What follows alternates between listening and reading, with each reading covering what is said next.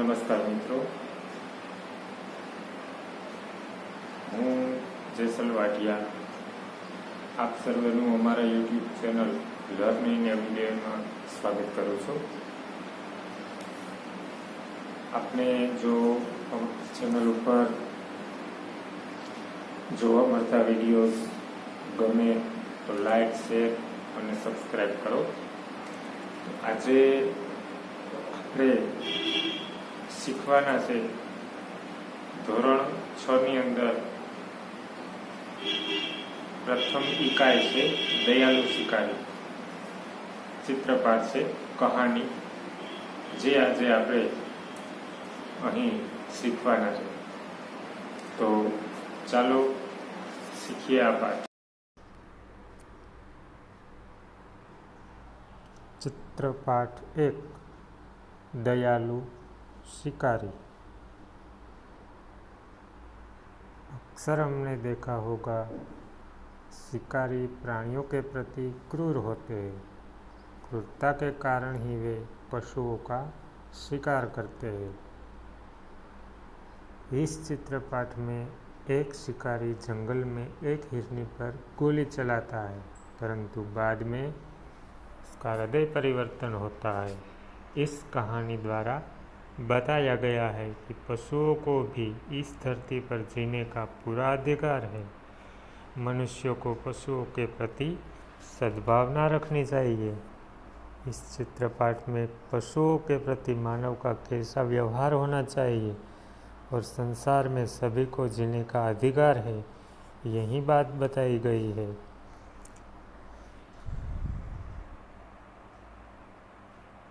बाल दोस्तों, यहाँ आप चित्र अच्छी तरह से देखें। यहाँ आपके समक्ष 9 चित्र रखे गए हैं। पहले चित्र में एक ताजी और मोटी हिरनी दौड़ रही है। दूसरे चित्र में देखें, एक शिकारी हिरनी को देखकर एक पेड़ के नीचे छिप गया है। उसे हिरनी का ताज़ा मांस खाने की इच्छा हो रही है। आगे देखते हैं, तीसरे चित्र में देखिए, यहाँ पर वही शिकारी उस हिरनी पर गोली चलाता है। आगे देखते हैं, चौथे चित्र में हिरनी दौड़कर वहाँ से भाग रही है। पांचवें चित्र में देखते हैं तो हमें यह मालूम होता है कि हिरनी ने एक शावक को यानी कि बच्चे को जन्म दिया है। आगे देखते हैं, छठे चित्र में शिकारी को मालूम नहीं था कि उसने जिस हिरनी पर गोली चलाई है उसी हिरनी ने एक शावक को जन्म दिया है। फिर वह शिकारी उस हिरनी के पास जाता है और बहुत पछताता है। देखता है कि हिरनी की टांग में गोली लगी है और वह जख्मी हो गई है और उसने एक नन्हे शावक को भी जन्म दिया है। आगे 7वें चित्र में देखते हैं, उस शिकारी को बहुत दया आती है और वह उसे अस्पताल ले जाता है। आगे 8वें चित्र में देखते हैं तो उसकी ठीक तरह से दवाइयाँ मरम्मत करवा कर वह शिकारी उस हिरनी को फिर वापस जंगल में छोड़ने के लिए जाता है। और अंतिम चित्र में हम देखते हैं तो वह हिरनी उसके बच्चे के साथ अपनी जगह पर पहुंच गई है। तो इस चित्रपाठ में हमें एक कहानी मिलती है, जैसा कि एक शिकारी था। एक दिन उसे हिरन का मांस खाने की इच्छा हुई। वह बंदूक लेकर जंगल की ओर चल पड़ा। जंगल में शिकारी ने एक मोटी ताजी हिरनी देखी। वह दूर से दौड़ती हुई उसकी तरफ ही जा रही थी। शिकारी एक पेड़ के पीछे छिप गया और हिरनी की ओर निशाना साधा। दौड़ती हुई हिरनी निशाने की सीध में आते ही शिकारी ने गोली छोड़ दी। गोली की आवाज़ सुनकर जंगल के दूसरे हिरन इधर उधर भागने लगे। शिकारी हिरनी के पास गया। उसने देखा कि हिरनी ने एक छोटे शावक को जन्म दिया है। छठे चित्र में हम देख सकते हैं शिकारी की गोली हिरनी की टांग में लगी थी। हिरनी की आंख में आंसू आ गए थे। यह दृश्य देखकर शिकारी का दिल भर गया। उसे बहुत पछतावा हुआ। जंगल से कुछ दूरी पर ही पशुओं के इलाज के लिए एक अस्पताल था। शिकारी हिरनी और उसके बच्चे को वहां ले गया। डॉक्टर ने हिरनी की टांग में लगी गोली निकाल दी और घाव पर मरहम लगा दिया। इलाज से हिरनी को आराम मिला। शिकारी हिरनी को बच्चे के साथ जंगल में छोड़ आया। तो छात्रों, यहाँ ये कहानी इस तरह बनती है। इसी तरह कोई भी चित्र पर से हम इस तरह चित्र का सही ढंग से अवलोकन करके हम कहानी बना सकते हैं और उसका शीर्षक भी दे सकते हैं। आइए इस चित्र पाठ के प्रश्न देखते हैं।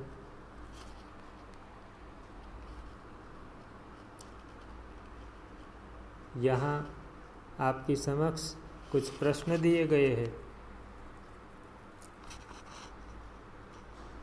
पहला प्रश्न है, चित्र का अवलोकन करके प्रश्नों के उत्तर दीजिए। यहाँ आपको प्रश्न पूछा गया है, इस चित्र पाठ में किस पशु की बात है? तो आप कह सकते हैं इस चित्र पाठ में एक हिरनी की बात है। आगे देखते हैं।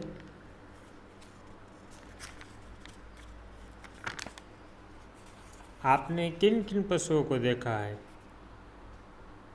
बाल दोस्तों, आपने कई पशुओं को देखा होगा, जैसे कि गाय, बैल, भैंस, बकरी, घोड़ा, हाथी, कुत्ता, बंदर, बिल्ली, ऊंट, गधा।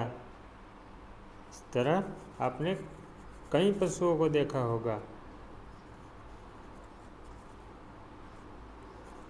आगे देखते हैं। तीसरा प्रश्न है, जंगल में कौन कौन से जानवर देखने को मिलते हैं?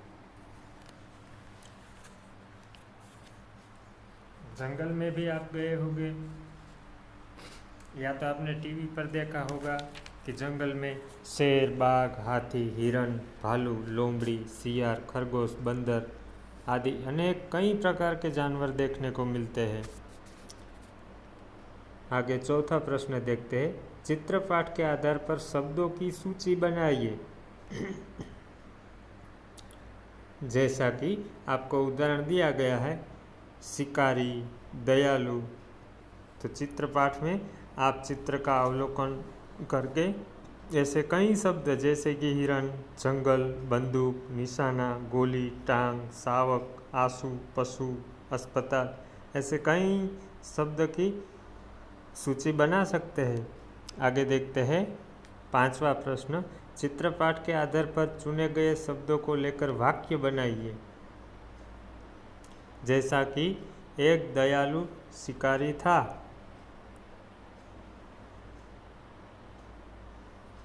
तो यहाँ हम ऐसे ही शब्द बना सकते हैं, जैसा कि चौथे प्रश्न में आपने देखा जो शब्द की हमने सूची बनाई उसी सूची पर से हम यहाँ वाक्य बनाएंगे। जैसा कि दयालु, सविता दयालु लड़की है। हिरनी, जंगल में हिरनी दौड़ रही है। जंगल, शेर जंगल का राजा है। बंदूक, शिकारी के पास बंदूक थी। निशाना, तुमने सही निशाना लगाया। इसी तरह हम कई शब्दों पर से कई वाक्य बना सकते हैं। आगे देखते हैं। दूसरा प्रश्न है, चित्र के आधार पर निम्नलिखित जैसा प्रश्न पूछकर दयालु शिकारी कहानी बनाइए।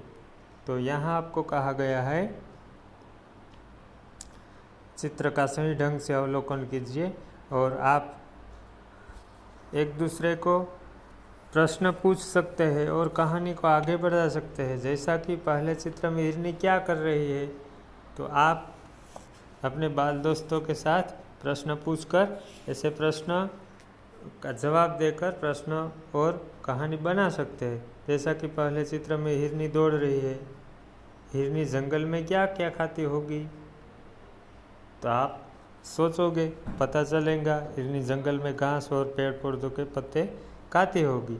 तीसरा प्रश्न है, हिरनी देखने में कैसी है, तो आपने देखा होगा, हमने पहले भी कहा है कि हिरनी देखने में ताजी और मोटी है। आगे प्रश्न है, शिकारी हिरनी का शिकार क्यों करना चाहता था, तो कहानी में हमने देखा शिकारी मांस के लिए हिरनी का शिकार करना चाहता था। आगे पांचवा प्रश्न है, गोली मारने के बाद शिकारी ने क्या किया, तो गोली मारने के बाद शिकारी हिरनी के समीप गया। हिरनी के समीप जाकर शिकारी ने क्या देखा, तो हमने देखा कि हिरनी के समीप जाकर शिकारी ने देखा कि उसकी टांग में गोली लगी है और उसके एक शावक को जन्म दिया है। आगे सातवां प्रश्न है, शिकारी हिरनी को कहाँ ले गया और क्यों, तो शिकारी ने हिरनी के साथ दयापूर्ण व्यवहार किया था, तो शिकारी हिरनी को पशुओं के अस्पताल में ले गया क्योंकि वह उसका इलाज करवाना चाहता था। आगे आठवां प्रश्न है, शिकारी ने हिरनी के साथ कैसा व्यवहार किया, क्यों, शिकारी ने हिरनी के साथ अच्छा व्यवहार किया, दयापूर्ण व्यवहार किया, क्योंकि उसकी दशा देखकर शिकारी को बहुत दुख हुआ था। अब तीसरा प्रश्न देखते हैं आगे।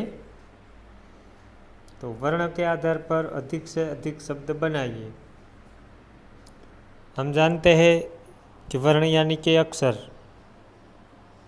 एक वर्ण पर से कई सारे शब्द बनते हैं। जैसा कि यहाँ उदाहरण दिया गया है आपको, ख वर्ण है तो उस पर से खरगोश, खत्म, खाली, खाना।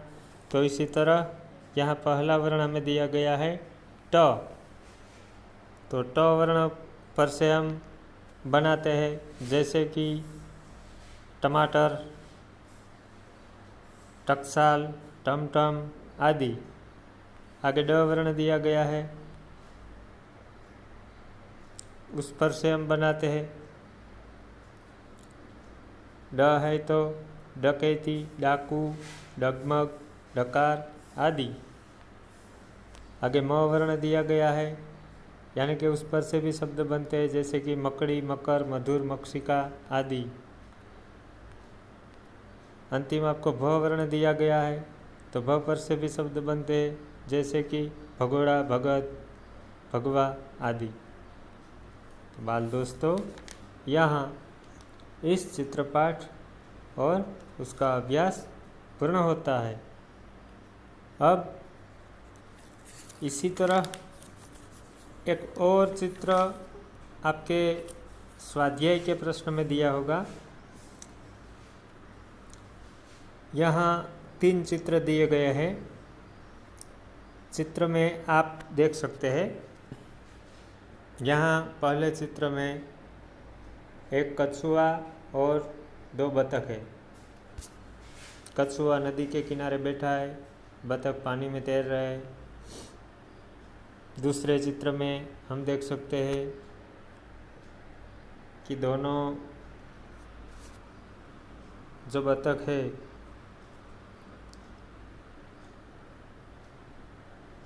हंस यहाँ हंस का चित्र दिया गया है। ये जो पानी में तैर रहे हैं वो दोनों हंस है।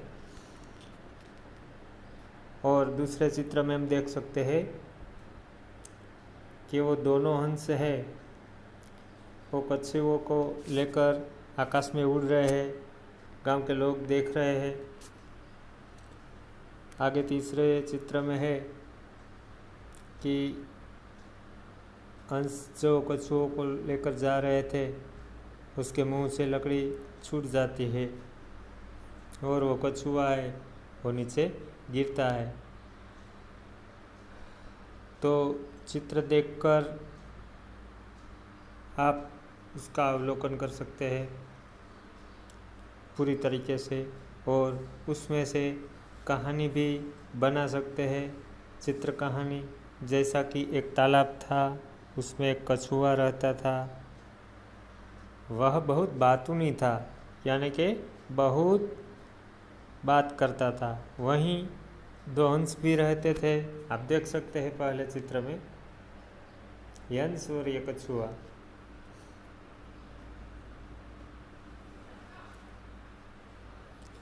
वे उसके अच्छे मित्र बन गए थे। एक साल वहाँ बरसात बहुत कम हुई, तालाब का पानी सूखने लगा। हंसों ने कछुओं के साथ दूसरे तालाब पर जाने का निश्चय किया। वे एक लकड़ी ले आए और उसका एक एक सिरा अपनी चोंच से पकड़ लिया। बीच का भाग कछुओं ने अपने मुंह से पकड़ लिया। हंसों ने कछुओं से कहा, भाई तुम रास्ते में बोलना मत, बोलोगे तो लकड़ी मुंह से छूट जाएंगी और तुम नीचे गिर पड़ोगे। क्योंकि हम जानते थे कि कछुआ बहुत बातूनी था। तो यहाँ आप देख रहे हैं कि ये दोनों हंस कछुए को लेकर उड़ रहे हैं और कह रहे हैं कि तुम बहुत बोल मत करना, वरना तुम्हारे मुंह से लकड़ी छूट जाएंगी और तुम नीचे गिर पड़ोगे। दोनों हंस कछुओं को लेकर उड़ने लगे। रास्ते में एक गांव आया। गांव के लोग इस प्रकार कछुओं को लेकर उड़ते हुए हंसों को देखने के लिए जमा हो गए। गांव के लोग जो है उससे आश्चर्य होता है, तो वो देखने के लिए वहाँ भीड़ जमा हो जाती है। लोगों को देखकर कछुओं ने से चुप न रह गया। उसने बोलने के लिए अपना मुंह खोला। उसी समय लकड़ी उसके मुंह से छूट गई और वह ज़मीन पर गिर पड़ा और मर गया। हम देख सकते हैं यहाँ। तो इस तरह ये कहानी बन सकती है कि कछुआ बहुत बातूनी था। तो इस कहानी का हम शीर्षक भी दे सकते हैं कि बातूनी कछुआ। आगे इसी तरह एक और चित्र आपको दिया गया है कौवे का। यह 3 चित्र देख सकते हैं आप। पहले चित्र में एक कौवा एक पेड़ की शाखा पर बैठा है। चित्र देखकर ऐसा लगता है कि उसे बहुत प्यास लगी है। नीचे आप देख सकते हैं कि एक यहाँ पानी का पात्र है, वह घड़ा देख सकते हैं आप। दूसरे चित्र में देख सकते हैं कि कछुआ उसी घड़े में पत्थर डाल रहा है। आगे के चित्र में देख सकते हैं कि कछुआ जा रहा है। तो आइए कहानी बनाते हैं।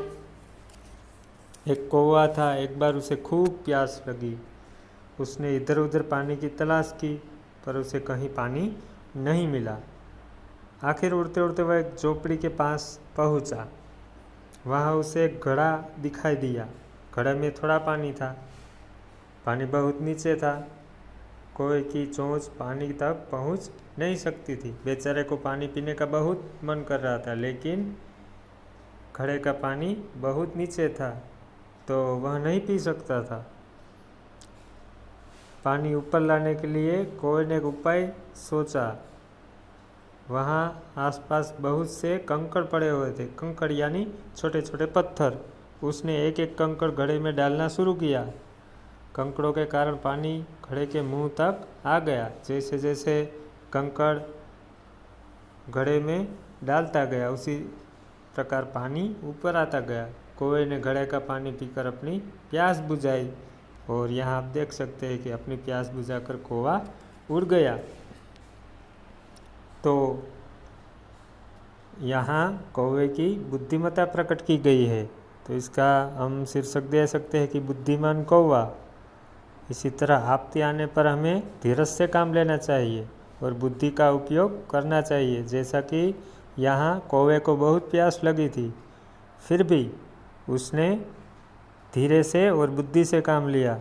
इसी तरह हमें भी कोई आपत्ति आए तो कौवे की तरह बुद्धिमानी से और धीरज से काम लेना चाहिए।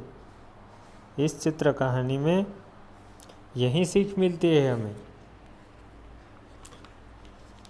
आगे इसी तरह एक और चित्र आपकी टेक्स्ट बुक में दिया गया होगा।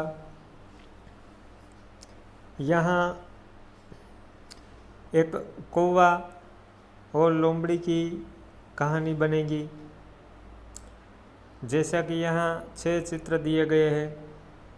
पहले चित्र में हम देख सकते हैं एक कौवा अपने मुंह में एक पूरी लेकर बैठा है।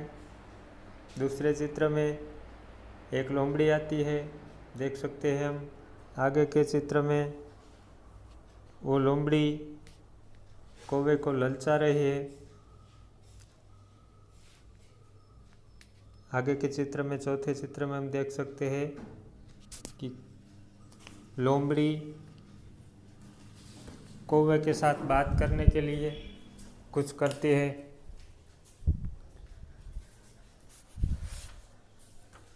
आगे के चित्र में हम देख सकते हैं, 5वें चित्र में कौवे के हाथ से पूरी छूट जाती है, लेकिन वो देता नहीं है उसे। आगे के चित्र में हम देख सकते हैं कि लोमड़ी के हाथ में पूरी न आने पर, उसे पूरी न मिलने पर निराश हो जाती है। उसी तरह यहाँ भी एक कहानी बनती है। जैसा कि एक बार एक कौवे को एक रोटी मिली, वह रोटी लेकर उड़ता हुआ एक पेड़ की डाल पर जा बैठा। इतने में एक लोमड़ी पेड़ के नीचे आई। यहाँ आप देख सकते हैं कि लोमड़ी पेड़ के नीचे आ चुकी है। उसकी नज़र कौवे की रोटी पर पड़ी, उसके मुंह में पानी आ गया।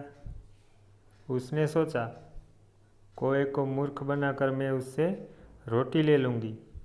लोमड़ी ने कौवे से कहा, कौवा भाई, कौवा भैया, कोई गाना सुनाइए ना, आपका गाना मुझे बहुत मीठा लगता है। कौवा लोमड़ी की चालाकी समझ गया। अगली कहानी में हमने देखा कि कौवा बहुत बुद्धिमान होता है। उसी प्रकार यहाँ कौवा समझ जाता है कि लोमड़ी मेरे हाथ से खाना छीनने के लिए मुझे ललचा रही है। उसे लगा कि लोमड़ी रोटी पाने के लिए ही यह नाटक कर रही है। कौवे ने अपनी चोंच की रोटी अपने पंजे से पकड़ ली, लेकिन उसे गिरने नहीं देता है और वह जोर जोर से काँव काँव करने लगा। यह देखकर लोमड़ी आश्चर्यचकित रह गई। अरे, यह कौवा तो समझदार लगता है, क्योंकि कौवे ने अपनी पूरी अपने रोटी अपने पंजे से जकड़ रखी थी और गाना भी सुना दिया और पूरी भी नहीं गिरने दी। और लोमड़ी वहाँ से चलती बनी, यानी कि वहाँ से निकल गई। फिर कौवे ने मज़े से रोटी खा ली। तो इसी प्रकार इस कहानी से भी हमें सीख मिलती है कि कोई हमारी झूठी प्रशंसा करे, बड़ाई करे, तो हमें गुमराह नहीं होना चाहिए। कुछ लोग खुशामद के द्वारा दूसरों को मूर्ख बनाकर अपना स्वार्थ सिद्ध करने की चाल चलते हैं, जैसा कि यहाँ लोमड़ी ने चली। ऐसे लोग से सावधान रहने की ज़रूरत होती है और उसकी चंगुल में फंसना नहीं चाहिए। तो छात्रों, यहाँ आप ऐसे चित्र देखकर उसकी कहानी बना सकते हैं। यहाँ ये चित्र कहानी पूरी होती है। और अब आगे का जो इकाई है वो हम आगे के वीडियो में देखें।